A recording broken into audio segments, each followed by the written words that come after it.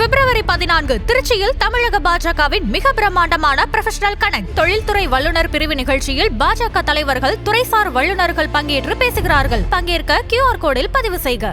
தமிழக வெற்றிக் கழகம் ஒரு பெரிய ரசிகர் மன்றம் மட்டுமே, அவர்களுக்கு கொள்கை இல்லை என காங்கிரஸ் MP கார்த்தி சிதம்பரம் கருத்து தெரிவித்துள்ளார்.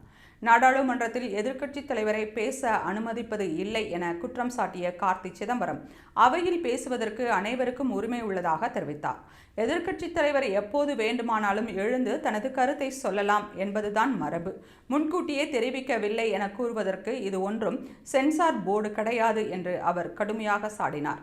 முன்னாள் இராணுவ தளபதி நரவணேவின் புத்தகத்தில் உள்ள தகவல்களை சுட்டிக்காட்டி வெளியான செய்தியை பற்றி பேசியதில் தேச பாதுகாப்பிற்கு எந்த அச்சுறுத்தலும் இல்லை என்றும் பெண் MPக்கள் பிரதமரை தாக்க முயன்றதாக கூறுவது முற்றிலும் அபத்தமானது என்றும் அவர் குறிப்பிட்டார்.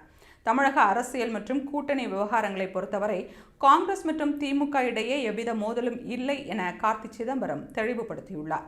காங்கிரஸ் தரப்பில் தொகுதி பங்கீட்டிற்கான குழு ஏற்கனவே தயார் நிலையில் இருப்பதாகவும், திமுக தரப்பில் குழு அமைக்கப்படுவதில் ஏன் தாமதம் என்பது குறித்து அந்த தலைமைதான் விளக்க வேண்டும் என்றும் அவர் கூறினார். ஆட்சி பங்கீடு குறித்து காங்கிரஸ் எந்த நெருக்கடியும் கொடுக்கவில்லை என்றும், பேச்சுவார்த்தையை விரைவாக தொடங்கினால் வதந்திகளுக்கு முற்றுப்புள்ளி வைக்க முடியும் என்றும் அவர் நம்பிக்கை தெரிவித்தார். நடிகர் விஜயின் அரசியல் வருகை குறித்து பேசிய அவர், விஜய் ஒரு பிரபலமான நட்சத்திரம் என்பதால் அவருக்கு இருக்கும் ரசிகர் கூட்டம் வாக்கு வங்கியாக மாற வாய்ப்புள்ளது என்றார். இருப்பினும் வாக்குகள் வரலாம், ஆனால் அது சீட்டாக மாறுமா என்பது சந்தேகம்தான். தமிழக வெற்றிக் கழகம் இன்னும் ஒரு முழுமையான அரசியல் கட்சியாக மாறவில்லை, அது ஒரு பெரிய ரசிகர் மன்றமாகவே இன்னும் தொடர்கிறது என விமர்சித்தார். விஜய் மீதான வருமான வரித்துறை விவகாரத்தை ஊழல் என்று சொல்ல முடியாது என்றும், அபராதத்தை நீக்க கோருவது அவரது உரிமை என்றும் அவருக்கு ஆதரவாக பேசினார்.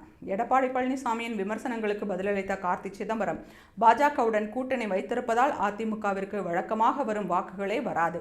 எனவே அவர் காங்கிரஸை பற்றி கவலைப்படுவதை விட்டுவிட்டு தனது கூட்டணியை கவனிக்கட்டும் என்றார். தமிழகத்தில் பிரதமர் மோடியால் எந்த தாக்கத்தையும் ஏற்படுத்த முடியாது என்றும், இந்தி கூட்டணி ஒற்றுமையாக இருந்து வெற்றி பெறும் என்றும் அவர் உறுதிபட தெரிவித்தார்.